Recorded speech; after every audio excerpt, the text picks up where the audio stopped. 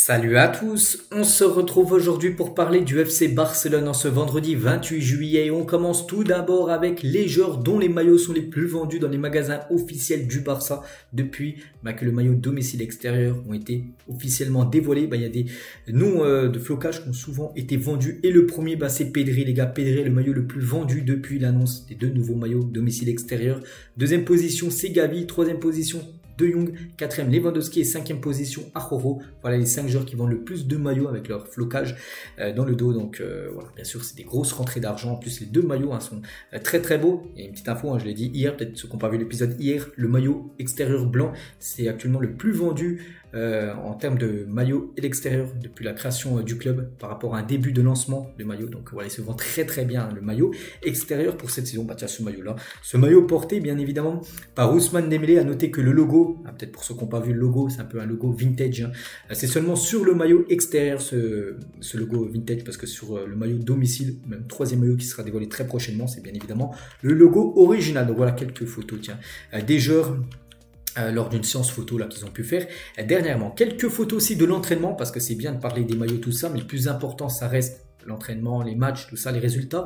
Et actuellement l'entraînement, voilà, parce qu'ils sont actuellement du côté de Dallas, parce que demain soir, on est le 28, donc le 29 juillet, demain soir à 23h, parfait l'horaire, parce que c'est pas à 3-4h du matin, 23h, donc le match pour être regardé, donc 23h heure française. Donc le Barça contre le Real Madrid, c'est le Classico, c'est demain, et le Barça devra se racheter, surtout par rapport au match, ce match contre Arsenal qui n'a pas été bon, une défaite 5-3 et surtout trop de buts encaissés, surtout se rassurer en défense, parce que la défense a été à la peine lors de ce Classico. Donc quelques photos de l'entraînement avec Araujo, avec Oriol Romeu qui a eu beaucoup de mal lors de son premier match, Rafinha, Robert Lewandowski, Franck Kessié, le jeune Lamine Yamal, ou même le joueur Abdé qui a marqué pas mal de points parce qu'il a fait une belle partie, le joueur marocain. Donc voilà les photos de l'entraînement pour préparer bien sûr cette rencontre. On reviendra bien sûr demain, on fera l'avant-match avec certainement les compos probables de ce Classico. Et Pedri les gars, sur ce Classico, quel match de la tournée me rend le plus excité? Le Classico bien sûr, c'est le match que tout le monde attend. C'est vrai que sur le papier, un match amical, il n'y a rien d'amical entre le Barça et le Real Madrid. Ce sera un match où les deux équipes vont vouloir s'imposer, surtout l'équipe qui gagnera mettra peut-être un psychologique par rapport à la saison prochaine, voilà, parce que la pré-saison aura été gagnée par une des deux équipes, bien sûr s'il y a un vainqueur. Donc voilà, bien sûr ce sera un match très très important, voilà, niveau sportif et niveau aussi mental.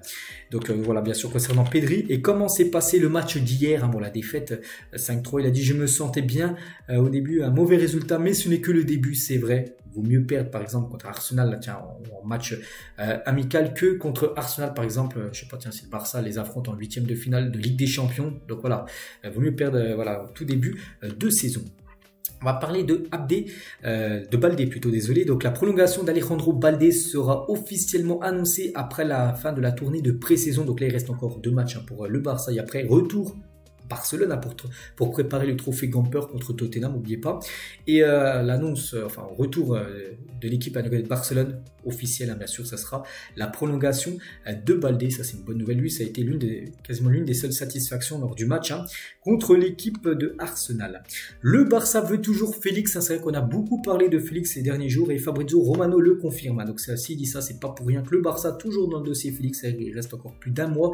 On est le 28, c'est jusqu'au 31 août. Il reste 1 mois et 3 jours exactement de mercato, donc tout peut arriver. C'est qu'en l'espace de 24 heures, un accord peut être trouvé et le transfert peut déjà être officiel. Donc voilà, il reste encore beaucoup de temps avant la fin du mercato et il y aura bien évidemment des nouvelles recrues.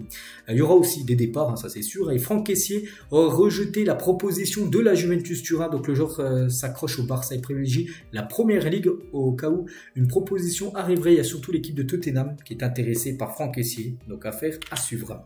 Après le match contre Arsenal, Xavi et l'équipe d'entraîneurs ont réalisé qu'aucun de Sergi Roberto, Dest ou Alonso n'avait montré la cohérence et le niveau requis pour Barcelone. Je ne cache pas, j'ai pas vu le match, mais j'ai vu beaucoup d'échos que des joueurs n'étaient pas du tout à la hauteur, comme ces trois-là. Donc Sergi Roberto, capitaine numéro 1 comme de l'équipe, Dest qui a vécu un match catastrophique, ou même Marcos Alonso. Donc les trois n'ont pas du tout été à la hauteur. C'est pour ça que Xavi va se poser des questions concernant ces trois-là. Voilà, en gros, ils ne sont pas le niveau pour jouer du côté du club Blaugrana.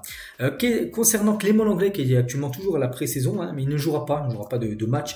Le club veut qu'il parte, c'est pour ça qu'ils ne veulent pas, imaginer, il joue, déjà ça sert à rien de le faire jouer si Xavi ne compte pas la saison prochaine. Il préfère tester des joueurs qu'il veut pour la saison prochaine, on peut dire.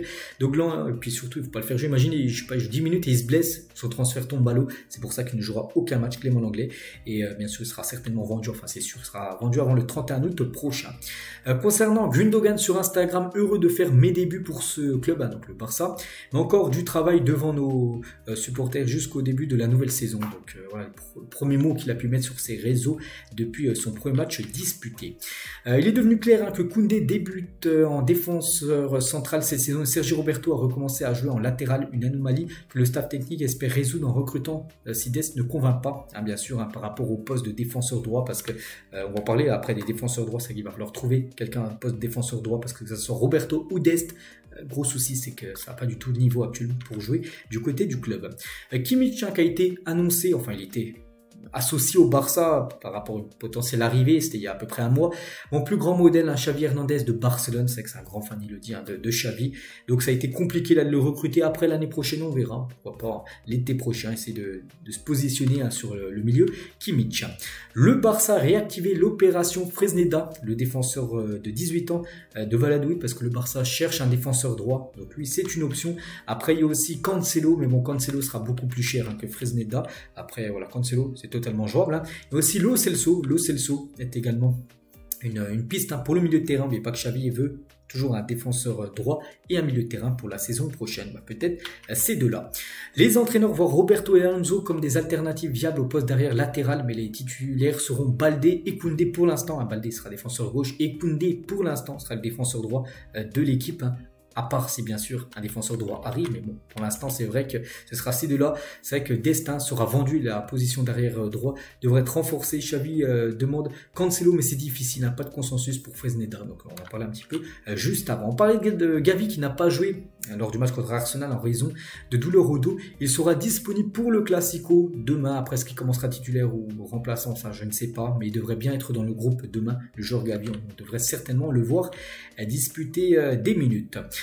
Officiel, et c'est un tweet, un communiqué officiel du Barça. Le Barça et le Betis Séville ont trouvé un accord pour le transfert d'Alex Collado vers le club andalou. Donc ça y est, c'est officiel. Donc vainqueur de l'UEFA Youth League, la Ligue des Champions Juniors, le jeune Collado débarque du côté. Il a passé plus de 13 ans quand même passé du côté du Barça.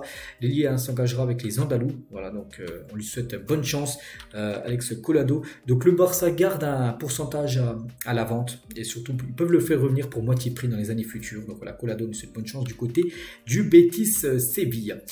Porto annoncera la signature après le départ de Collado aujourd'hui. Un autre départ devrait être annoncé aujourd'hui, c'est Nico Gonzalez, le milieu, qui a été prêt à Valence saison dernière. Et là aujourd'hui, ça devrait être officiel, son annonce du côté de son nouveau club, l'équipe portugaise de Porto. L'UEFA annoncera officiellement aujourd'hui que le Barça disputera la Ligue des Champions la saison prochaine. L'UEFA considère qu'il n'y a aucune raison de sanctionner le Barça et de l'exclure par rapport à l'affaire Negreira. Pas de souci, le Barça sera bien en phase de poule pour jouer la Ligue des Champions saison prochaine. Bernardo Silva est toujours considéré comme un rêve impossible pour le Barça. On sait que c'est un rêve.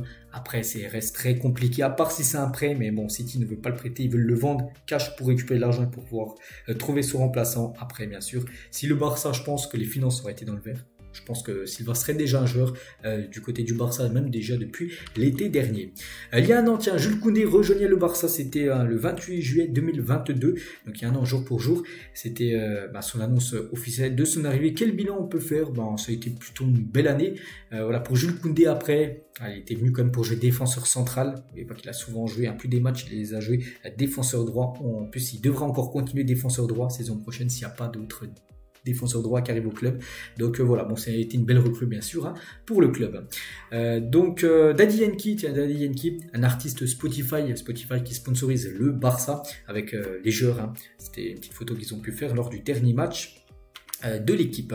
Le Camp Nou, le stade bien sûr mythique du Barça, méconnaissable. N'oubliez pas que les travaux vont durer jusqu'en 2025. Le stade sera inauguré en 2026 et la capacité dépassera les 100 000 places, 105 000 places même, contre 99 000 actuellement. On peut voir quelques photos, les grues toujours autour. Regardez, il n'y a plus rien, même plus de sièges. Il n'y a pas de toit, mais on peut voir des étages qui ont été détruits pour quasiment tout cassé pour reconstruire bien sûr ce stade qui va être sublime. Ter Stegen porte le prix du fair play du FC Barcelone. Voilà, fair play, c'est-à-dire le joueur peut-être le plus sage, fair play, voilà, tout ça. Donc c'est Ter Stegen, voilà, qui a remporté ce prix. On le félicite. Hein. Une petite photo du jeune Lamine Yamal dans cet équipementier. C'est qu'on comprend pourquoi il a été vendu, ce maillot blanc, parce que il est tout simplement sublime, surtout avec le short et les chaussettes bleues et rouges. Je trouve que l'équipement, là, la tenue ensemble est vraiment magnifique. Xavi prévoit d'utiliser Ferran Torres comme attaquant cette saison. Ferran Torres a ouvertement dit hier qu'il ne souhaitait pas quitter l'équipe du Barça, qu'il souhaitait rester encore au Barça parce qu'il avait un contrat. C'est que s'il a un contrat et s'il veut pas quitter le club, le Barça n'aura pas le choix, ils devront le conserver. Et il souhaite, Xavi prévoit de l'utiliser comme attaquant. Bon, il y a déjà Lewandowski. Après, peut-être quand Lewandowski aura besoin de souffler, ça sera peut-être Ferran Torres qui le remplacera avant l'arrivée de Victor Roque, hein, prévu en janvier prochain.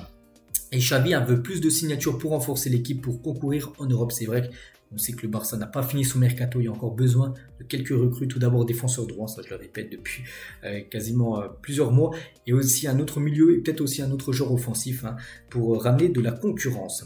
Et Xavi, hein, qui ironise sur l'intensité du match face à Arsenal, une déclaration qui a beaucoup fait parler en Espagne. Nous avons joué notre premier match amical et eux la finale de la Ligue des Champions, parce qu'en gros il dit que l'équipe de Arsenal mettait trop d'intensité. Mais bon là je suis pas du tout d'accord avec Xavi, ça reste, c'est vrai, un match amical, mais voilà, eux Arsenal ils préparent tout simplement la compétition. On sait que la compétition, ils vont jouer la première Ligue des Champions, tout ça, c'est l'intensité, il faut se remettre directement dans le bain. Et c'est vrai que pour Xavi, il fallait y aller un petit peu mollo pour son premier match. J'ai pas trop compris, voilà, ce qu'il a pu dire. Non, voilà, c'est vrai qu'il fallait y aller, il fallait rentrer dedans aussi, hein, dans les joueurs de Arsenal. Et Xavi Arteta, on parlait avant le match, hein, les joueurs Arsenal se sont même demandé s'il fallait jouer en raison du risque de blessure. Ils ont décidé oui, mais prudemment, sans intensité maximale. Arsenal est sorti fort et c'est pourquoi Xavi était surpris, parce qu'en gros, il s'était mis d'accord avant le match que voilà, on va y aller prudemment, sans intensité maximale. Et quand il a vu le match, hein, Xavi, il a vu qu'en gros Arsenal mettait des coups, tout ça. C'est pour ça qu'il a été surpris. C'est pour ça en gros qu'il a fait cette déclaration en disant que eux ils ont joué comme une finale Ligue des Champions, alors que nous on a joué seulement notre premier match de pré-saison. Donc voilà. Puis une petite photo d'un duel pour vous dire c'était match amical seulement sur le papier, parce que par exemple le duel entre Araujo et Gabriel Jesus, on peut voir que c'était très très chaud lors de cette rencontre. Bon, je pense que ça sera exactement la même chose, hein, demain lors du Classico contre le Real Madrid. Donc voilà ce qu'il y a à dire aujourd'hui. J'espère que ça vous a plu. On se retrouve demain, bien sûr. Demain, on fera l'avant-match, hein, de ce Classico prévu demain soir. Allez, moi, je vous laisse. Je vous souhaite un bon vendredi et à demain.